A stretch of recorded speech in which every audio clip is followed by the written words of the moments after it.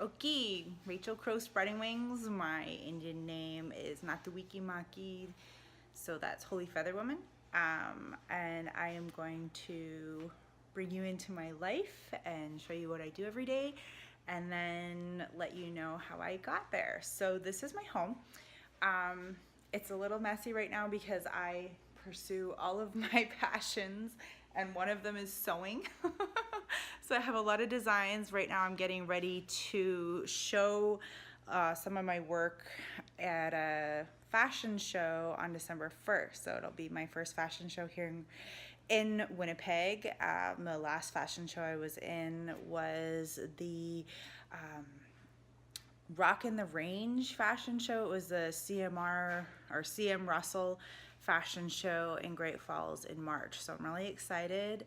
And like I said, I wanted to show you where I'm at now and then tell you about how I got here. So I'm going to kind of bring you a little bit around Winnipeg and bring you to my work so you can see where I'm at every day, and then I'll let you know how I got here. Okay, so this is a great way to see some of the city. Hang on, I'll just turn it around quick.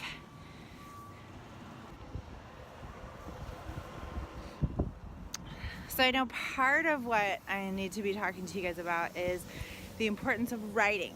So for that, I actually included my boss and some of my coworkers so that you could hear their perspectives on why it's important to write.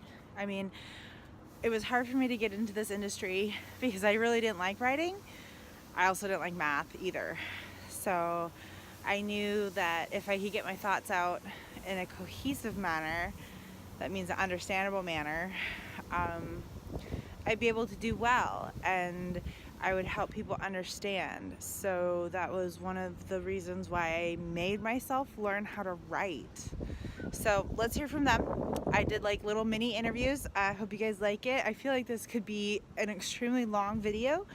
I'll try to cut it down a little bit, but there's just so much that I want you to know, and just, again, the beauty and the feeling that you get from making yourself work hard and achieve your dreams is unmatched by any other feeling there is out there. Conquering all of those fears is amazing.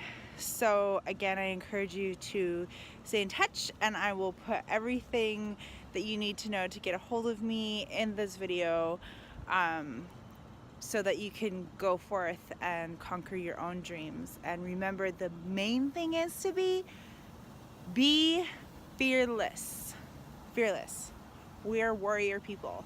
We go out there and we conquer and we be fearless. So do that, okay? Okay, everybody, so this is my boss, producer Robert, or Rob. So what I'm talking to the students today is about like the importance of writing well.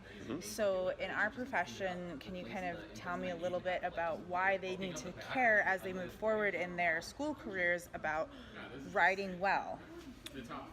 The further you go along in school, the more you're going to be asked to write papers and to do more longer essay forms and that sort of thing. So the more practice you have at it now and the more you work at it, the more you'll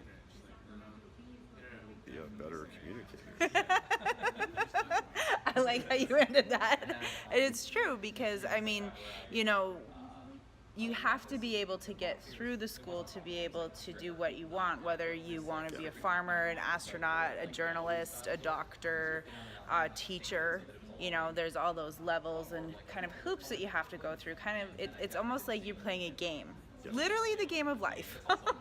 Well, honestly, once you get out of school, everything is about communication. So whether Right. you're speaking, whether you're listening, whether you're writing, whether you're putting together some sort of Snapchat message, or whether you're simply trying to get your kids to do the things they need to do, Right. Communication's key.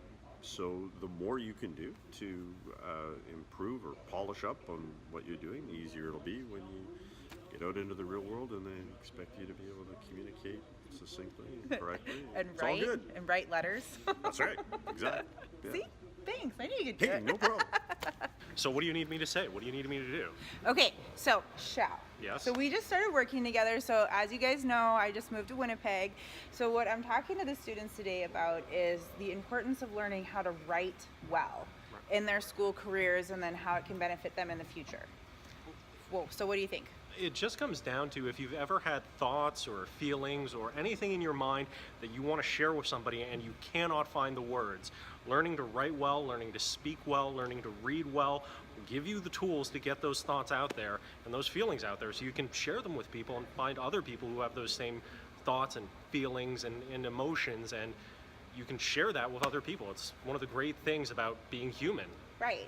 So one of the things that I do to kind of keep my writing skills sharp, besides the work that we do every day, is, like I'll journal stuff. So do you do anything like that, or like how do you keep your skills sharp when you're not at work? I used to tweet a lot just because I like the idea of, if you have something important to say, trying to find the tools you have to cut everything extra out of it and get it just down to the 140 characters, just because that's a skill in and of itself. True. Like, True. Yeah, that's all I got. Great, thank you. Okay, so this is Steve. So again, I just moved here, so he's one of my new coworkers. So what I was just telling you about learning to write well is something that we're trying to encourage the students to learn now, so they don't have to kind of relearn it again later. For sure. So what kind of stuff do you do to help keep your skills sharp?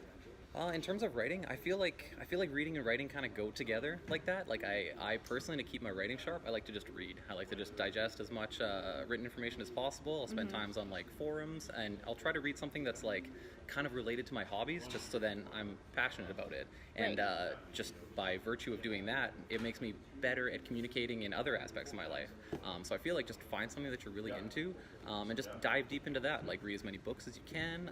Like even start writing about it. The best way to know if you've like fully absorbed something is you can explain that to someone else. So it was just like a good kind of like test. Just practice explaining what you've just read to someone else, and if you can do it, then you've got that information. And it's just a matter of kind of like building on that, and the next thing you know, you're a competent writer. Right, exactly. And because writing, whether you're going to be writing grants or writing letters or, like Xiao said, writing tweets, Exactly. you should be able to, or well, not should, but you need to be able to get what's out here out there, so you're not having to take even more time to explain your thought process about something. That is huge. Being able to take what's inside and get it out in a clear, concise way. It's kind of like building the foundation for basically the rest of your life. You're never going to go a day without using these skills, so True. why not perfect it now? Exactly. Thank Awesome. you. Have a good one.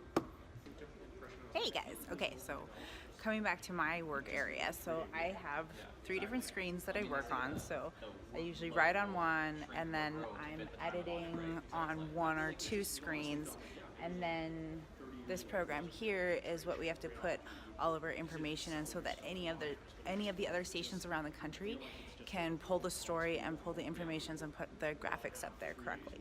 So that's one of the big things about writing is knowing how to spell. Spelling is extremely hard for me. It's always been hard for me, and even still is hard for me.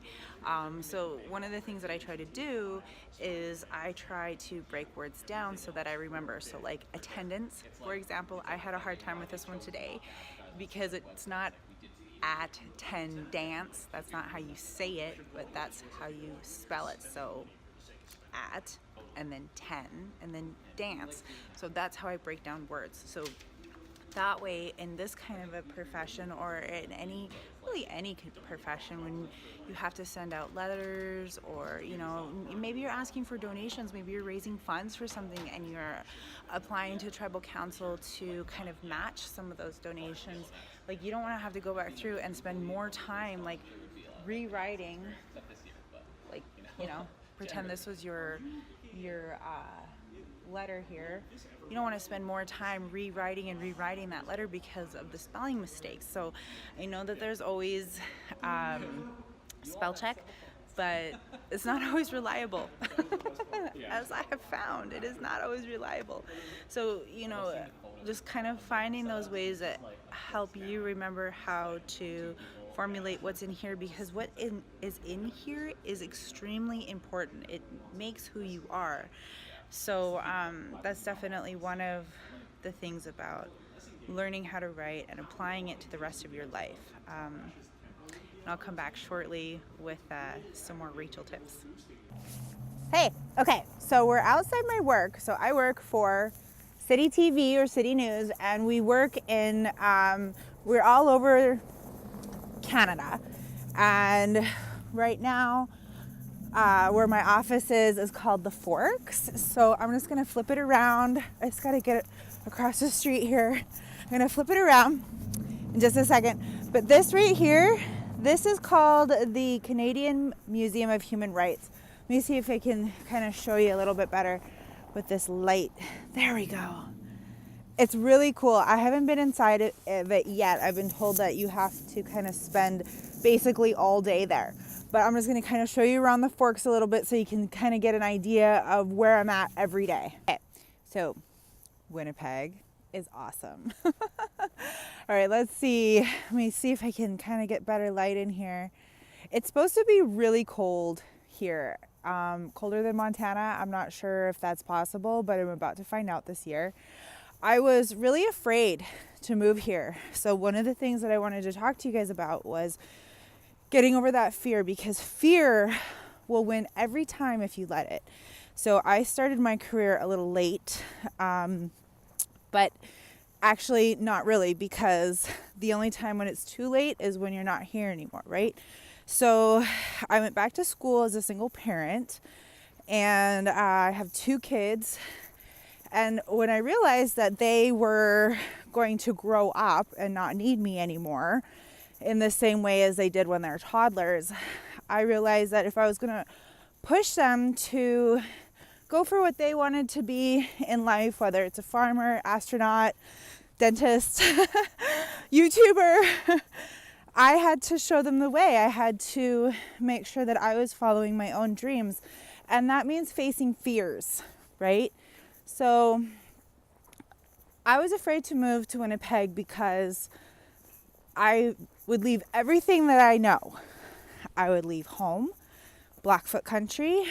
I would leave the southern Alberta and Montana area, which is where I grew up, and move to a city where I had no friends and no family, and I had no idea what to expect. I didn't know very much about Winnipeg when I moved. What I did know is that there's a high number of Indigenous women who go missing and have been found murdered. And that's scary to me. It's still, a little scary. But I did it anyway because I knew that all of those women have families and they needed a voice, right? So there's not very many people in mainstream media who are Indigenous, especially in the United States. And we need to have our voices heard. So I just wanted to show you, hang on. Let's see, there we go. So this is the Forks. This is where the Assiniboine River and the Red River come together. And this is where I work every day. I can walk over here. And just getting back to facing my fears, that's basically what I knew about Winnipeg, is that it's a beautiful city. The Aboriginal People's Television Network is based out of here. So that network has been on the air for, probably 30 plus years now. And they're really the only ones until the last probably 5 or 6 years that have had all native content on their station. Of course, you don't get that unless you have cable. Now, there is one broadcasting company called the Canadian Broadcasting Company, CBC, and they have put together a lot of Indigenous things. There's CBC Unreserved, there's CBC Indigenous, and so they're really starting to step up and help with getting our voice out there. But in terms of other stuff on mainstream media, there's still not a lot. So that's one of the reasons why I took the job, was because even though I was leaving everything that I knew, I'm moving my family to unknown territory. So we're in Treaty 1 territory. So Canada is kind of broken up by treaty territories, right? So Blackfoot country in Canada is Treaty 7, but it doesn't just include the Confederacy, it includes other tribes that are within that treaty area. Anyway, so Treaty 1, didn't know a lot, but I knew that a lot of women have, gone missing. And in this river here, I'll turn back around so you can see it. This river here, there was a young girl, her name was Tina Fontaine, and they found her in here. I think she was like 15. And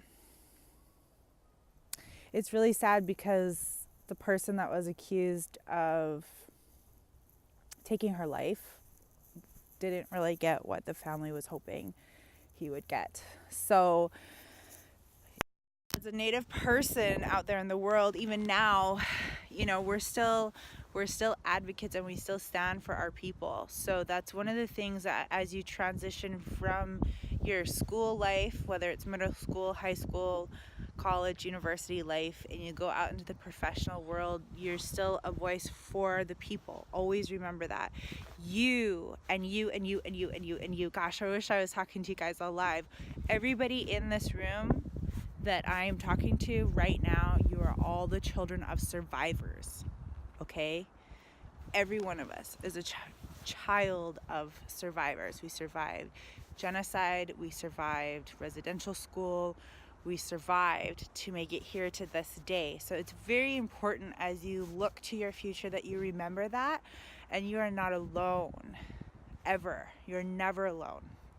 So that's my main message to you is that, if you need help, reach out to me. I will make sure that I have all of my contact information. About getting a hold of me online is really the best and easiest way. And as you have questions in your life, I will do my best to get you in contact with the right people in the right industries that you want to go into. One of the amazing things that I've been able to do with my career is meet people like Adam Beach, or I get to interview the mayor a whole bunch of times when I lived there. Different musicians, so Winnipeg Boys, Jesus, like all of these Native rappers, like I've got to interview them, and we lift each other up. So that's part of our responsibility, is making sure that you lift each other up, and I lift you up, because one day you are going to be taking care of me, right? You're going to be making the decisions that are going to affect me, because like it or not, we're going to keep aging. It just happens. So where I came from, so part of my journey was when I was living in Alberta. I had my own television show before I started down this path.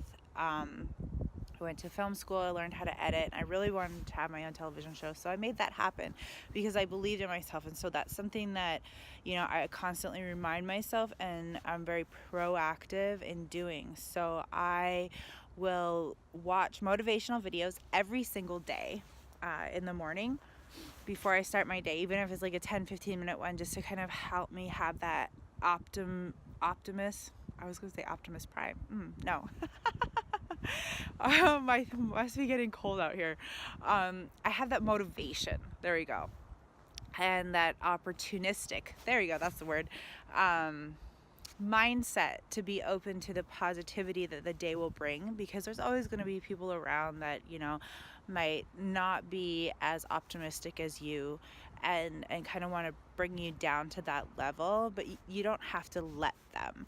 So I always try to start my day with knowing that it's a new day from yesterday. Can't change yesterday, but today I can make different choices, healthier choices, and move forward and achieve all of my dreams that I want to achieve. So that's a big thing. So I grew up in a tiny little town called Basin, Montana. I was the only Native, and it was really hard. I didn't really have a lot of friends. So I'll have the pictures up.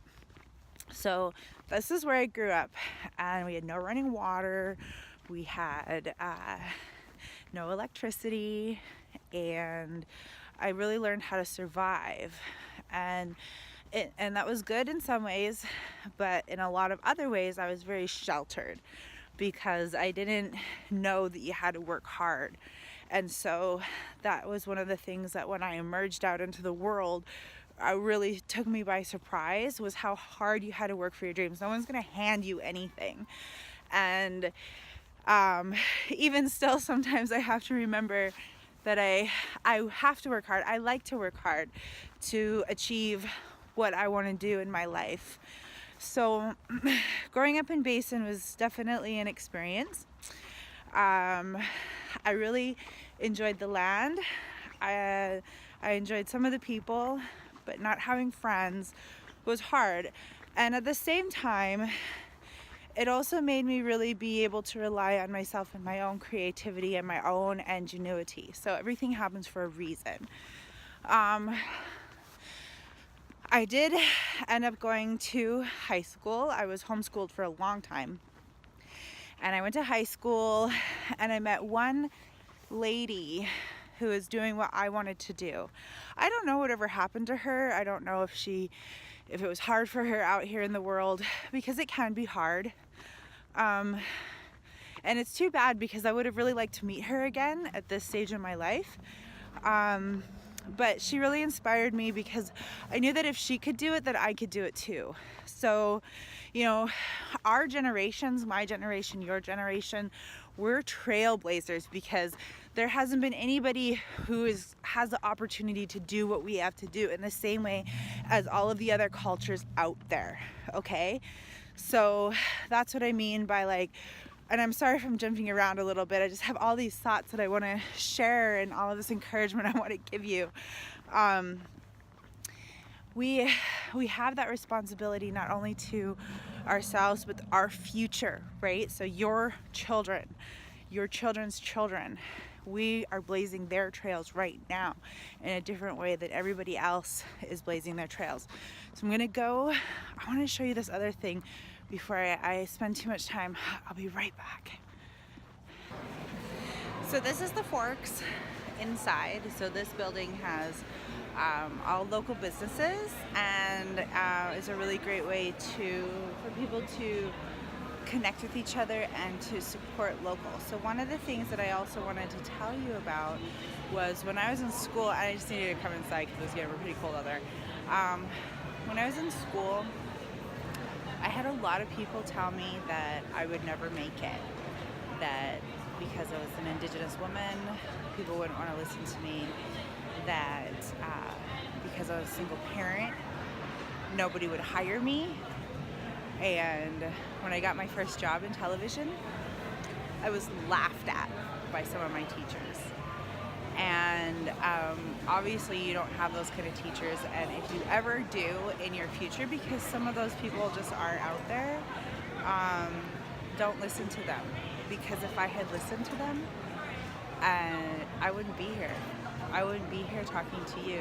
And one of my main reasons, besides giving our people a voice, is that I wanted to be able to inspire you. So it's my honor to be able to sit here and tell you about my journey so that you can draw upon that. I mean, yeah, it's scary. Yeah, sometimes it can be lonely, but I have that drive that nobody can take away from me, and I won't allow them to take it away from me. So even when they laughed and they told me that I would never be able to make it, here I am. I'm on TV 5 nights a week right now, and I get shown coast to coast because here, this station hooks up with all of the other sister stations around the country, and we send each other our stories. So even though I'm in Winnipeg, my stories get shown in Vancouver, BC, in Calgary, Alberta, in Edmonton, in Ottawa, and in Toronto. So this face, this Native woman right here, gets seen all across the country. And that's a small stepping stone in what I'm going to be doing. I'm going to get my own television show that's going to be shown internationally. I don't know how yet, but I know it's going to happen. And that's all that matters, is that you know without a doubt that your dreams will be achieved. And even if you don't know the way, you just know that the next step is there. So you take it, even when you can't see it. And that's what I mean about being fearless. You just have to be fearless. So I'm gonna go put this video together so that you guys can have it, and I believe in you, and I know that you can achieve whatever it is you want to achieve. It doesn't matter if you have kids, it doesn't matter if you get started on your career late, although I would recommend that you don't, because that's that fear can keep you back. I let fear rule my life for a long time, and I really hope that you don't. So take that step. I believe in you. You can do this. Whatever it is that you want to do it.